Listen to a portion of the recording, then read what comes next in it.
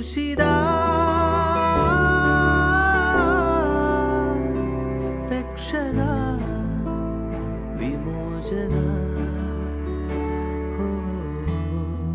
ദൈവത്തെ സ്നേഹിക്കുന്ന ഒരാത്മാവിലേക്ക് ദൈവം നൽകുന്ന വെളിപ്പെടുത്തലുകള്, ദൈവം നൽകുന്ന അനുഗ്രഹത്തിന്റെ, ആത്മീയ അനുഗ്രഹത്തിന്റെ മേഖലകള് അത് കണ്ണുകൊണ്ട് കണ്ടാൽ മനസ്സിലാക്കാൻ പറ്റുന്നതല്ല. കാതുകൊണ്ട് കേട്ടാൽ ഒരുപക്ഷെ ഗ്രഹിക്കാൻ പറ്റുന്നതാകണമെന്നില്ല. മനുഷ്യന്റെ മനസ്സ് എത്ര കണ്ട് അധ്വാനിച്ചാലും മനസ്സിലാക്കാൻ പറ്റുന്ന ഒരു രഹസ്യമാകണമെന്നില്ല ദൈവം നേരിട്ട് വെളിപ്പെടുത്തി തരുന്നത്. അതുകൊണ്ടാണല്ലോ ഈശോ തന്റെ പീഡാസഹനത്തെ, കുരിശുമരണത്തെ കുറിച്ചൊക്കെ പ്രതിപാദിക്കുമ്പോൾ, അല്ലെങ്കിൽ ഈശോ അപ്പസ്തോലന്മാരുടെ അടുത്ത് നിന്നിട്ട് ഞാൻ ആരാണെന്ന് ഇങ്ങനെ ഒരു ചോദ്യമൊക്കെ ഉന്നയിക്കുമ്പോൾ പത്രോസ് പറയും, നീ ജീവിക്കുന്ന ദൈവത്തിന്റെ പുത്രനായ മിശിഹായാണ്. പത്രോസ് പറഞ്ഞു, നീ ജീവിക്കുന്ന, നീ ജീവനുള്ള ദൈവത്തിന്റെ പുത്രനാണ് എന്ന് പത്രോസിനെ വിളിച്ചു പറയുക. അപ്പൊ തന്നെ ഈശോ പറയുന്നൊരു മറുപടി ഉണ്ട്. എന്നതാ? പത്രോസേ പറ.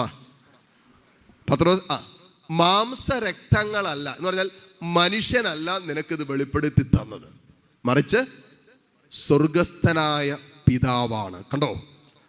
ഇപ്പൊ സ്വർഗസ്ഥനായ പിതാവ് പത്രോസിന് വെളിപ്പെടുത്തി കൊടുത്ത ഒരു ഉന്നതമായ വെളിപാടാണ്, ഒരു രഹസ്യമാണ്. എന്താണ്? യേശു ക്രിസ്തു അവൻ ജീവിക്കുന്ന ദൈവത്തിന്റെ പുത്രനായ മിശിഹായാണ് എന്നുള്ള സത്യം. അതുകൊണ്ട് ഈ സത്യം പോലും ഒരു ദൈവ പൈതലിന് ഹൃദയത്തിൽ അംഗീകരിക്കാനും സ്വീകരിക്കാനും ഏറ്റെടുക്കാനും ഏറ്റു പറയാനും പറ്റണമെങ്കിൽ സ്വർഗം തന്നെ അവന് വെളിപ്പെടുത്തി കൊടുക്കണം. ഇത് സ്വർഗത്തിന്റെ ഏറ്റവും പരമമായ രഹസ്യമാണ്. എന്ത്? നമ്മോടുള്ള സ്നേഹത്തെ പ്രതി സ്വന്തം പുത്രനെ ഈ ലോകത്തിലേക്ക് പിതാവായ ദൈവം അയച്ചു എന്നുള്ളത് ഏറ്റവും പരമമായ ഒരു രഹസ്യമാണ്.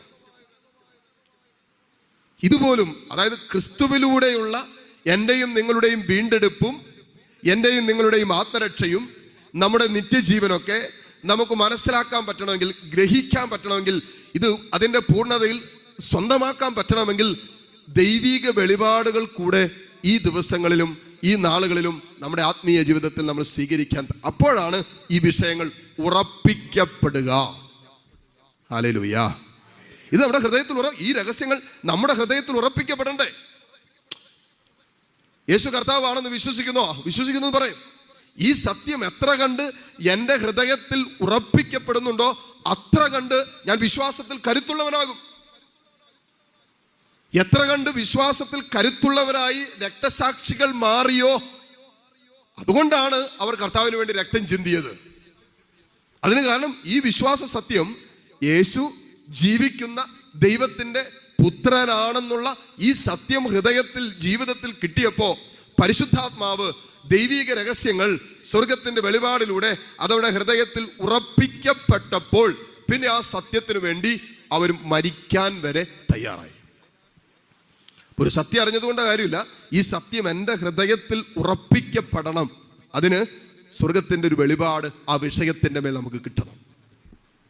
ഹല്ലേലൂയ. ഒരു സ്വർഗത്തിന്റെ ഒരു വെളിപാട് ഒരു വിഷയത്തിന്റെ മേൽ നമുക്ക് കിട്ടിയാൽ പിന്നെ നമ്മൾ ആരും പഠിപ്പിക്കേണ്ട. യോഹന്നാൻ പറയുന്നത്, നിങ്ങളെ ആരും പഠിപ്പിക്കേണ്ടത് ആവശ്യമില്ല. കാരണം പരിശുദ്ധാത്മാവ് നിങ്ങളെ പഠിപ്പിച്ചിട്ടുണ്ട്. കരങ്ങൾ കൂപ്പി കണ്ണു തുറന്ന് തമ്പുരാനെ കണ്ട് എല്ലാ ആരാധനയ്ക്കും യോഗ്യനായ ഈശോയെ ആരാധിച്ചുകൊണ്ട് നമുക്ക് പ്രാർത്ഥിക്കാം. പരിശുദ്ധ പരമ ദിവ്യകാരുണ്യനാഥനായ ഈശോയ്ക്ക് എന്നേരവും ആരാധനയും സ്തുതിയും പുകഴ്ചയും ഉണ്ടായിരിക്കട്ടെ. ഈ നിമിഷങ്ങളിൽ വളരെ സ്നേഹത്തോടെ, വളരെ ശാന്തതയോടെ, ഹൃദയത്തിൻ്റെ നിശബ്ദതയിൽ, മോനെ നീ കടന്നു പോകുന്ന നിന്റെ ജീവിതത്തിൻ്റെ സഹനങ്ങളെ കുറിച്ചൊന്ന് ധ്യാനിച്ച്, ഒത്തിരിയേറെ സഹനങ്ങളും ഒത്തിരിയേറെ വേദനകളൊക്കെ ഓരോ നിമിഷവും നിന്നെ അലട്ടുന്നുണ്ടാകാം. പ്രശ്നങ്ങൾ എന്തൊക്കെയാണെന്ന് കൃത്യമായി നിർവചിക്കാൻ പോലും പറ്റാത്ത രീതിയിൽ എന്തൊക്കെയോ ഒട്ടനവധി പ്രശ്നങ്ങളുടെ നടുവിൽ കിടന്ന് ഭാരപ്പെടുന്നുണ്ടാകാം, അസ്വസ്ഥപ്പെടുന്നുണ്ടാകാം.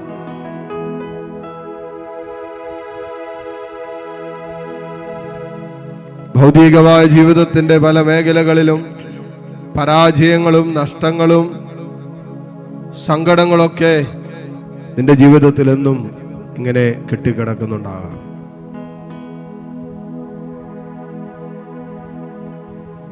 മോളെ, ചില രോഗങ്ങൾ അതികഠിനമായ സഹനങ്ങളിലേക്ക് നിന്റെ ജീവിതത്തെ വലിച്ചിടച്ചിട്ടുണ്ടാകാം. രോഗങ്ങളുടെ നടുവിൽ നിന്ന് ദൈവമേ നീ എന്നെ ഉപേക്ഷിച്ചുവോ എന്ന് പോലും നീ തമ്പുരാനോട് ചോദിച്ചിട്ടുണ്ടാകാം. അതികഠിനമായ വേദനയാണ്. ആരോടും പറയാനോ പങ്കുവെക്കാനോ പറ്റാത്ത രീതിയിലുള്ള അതികഠിനമായ വേദനയുടെ നടുവിൽ നീ ഒരുപക്ഷെ നിലവിളിച്ചിട്ടുണ്ടാകാം, കരഞ്ഞിട്ടുണ്ടാകാം. മോളെ, മോനെ, നിന്റെ സഹനങ്ങളെല്ലാം ക്രിസ്തുവിന്റെ സഹനത്തോട് ചേർത്ത് വയ്ക്കുമ്പോൾ മാത്രമാണ് ആ സഹനങ്ങൾ വിലയുള്ളതായി തീരുക. നമ്മുടെ സഹനങ്ങൾക്കൊക്കെ വിലയുള്ളതായി തീരുന്നത് എന്റെയും നിങ്ങളുടെയും സഹനങ്ങൾ യേശുവിന്റെ കുരിശിന്റെ സഹനത്തോട് ചേർത്ത് വയ്ക്കുമ്പോഴാണ്. യെസ്, ഈശോ സഹിച്ചു. ഓരോ വിശുദ്ധ കുർബാനയിലും കർത്താവിന്റെ ശരീരവും രക്തവും എടുത്തുയർത്തുമ്പോ ആ നിമിഷങ്ങളിൽ ചങ്കിലൂടെ കടന്നു പോകുന്ന ഒരു വേദനയുണ്ട്.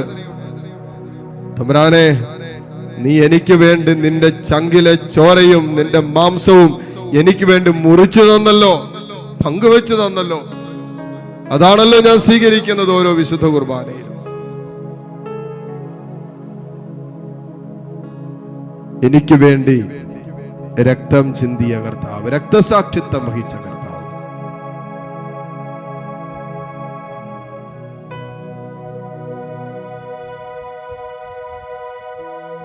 അതുകൊണ്ടായിരിക്കാം റോമാക്കാർക്ക് എഴുതിയ ലേഖനം 14-ാം അധ്യായം 7-ാമത്തെ തിരുവചനത്തിൽ ഇങ്ങനെ എഴുതി വെച്ചിട്ടുണ്ട്: നമ്മിലാരും നമുക്ക് വേണ്ടി മാത്രം ജീവിക്കുന്നില്ല, നമ്മിലാരും നമുക്ക് വേണ്ടി മാത്രം മരിക്കുന്നില്ല. നാം ജീവിക്കുന്നുവെങ്കിൽ കർത്താവിന് സ്വന്തമായി ജീവിക്കുന്നു, മരിക്കുന്നുവെങ്കിൽ കർത്താവിന് സ്വന്തമായി മരിക്കുന്നു. ആകയാൽ സഹോദരങ്ങളെ, സഹോദരിമാരെ, നമ്മൾ ജീവിച്ചാലും മരിച്ചാലും കർത്താവിന് സ്വന്തമത്രേ. മുട്ടുകുത്താൻ സാധിക്കുന്ന എല്ലാ മക്കളെയും നിമിഷം മുട്ടുകുത്തുന്നു.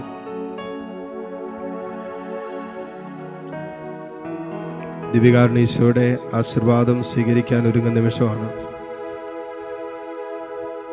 കർത്താവേ, എന്നെയും നീ സംരക്ഷിക്കണം. എൻ്റെ കുടുംബം, എൻ്റെ നിയോഗങ്ങൾ, എൻ്റെ മനസ്സിൻ്റെ വേദനകളിലേക്ക് നിന്റെ ആശീർവാദം തരണമേ എന്ന് പ്രാർത്ഥിച്ചുകൊണ്ട് കരങ്ങൾ ഈശോയിലേക്ക് നീട്ടിപ്പിടിച്ച് സ്തുതിച്ച് പ്രാർത്ഥിച്ചുകൊണ്ട് ഈശോയുടെ ആശീർവാദം സ്വീകരിക്കാം. പരിശുദ്ധ പരമമാ ദിവ്യകാരുണ്യമേ, എന്നുമെന്നും അങ്ങേക്കാരാധന. പരിശുദ്ധ പരമമാ ദിവ്യകാരുണ്യമേ, എന്നുമെന്നും അങ്ങേക്കാരാധന.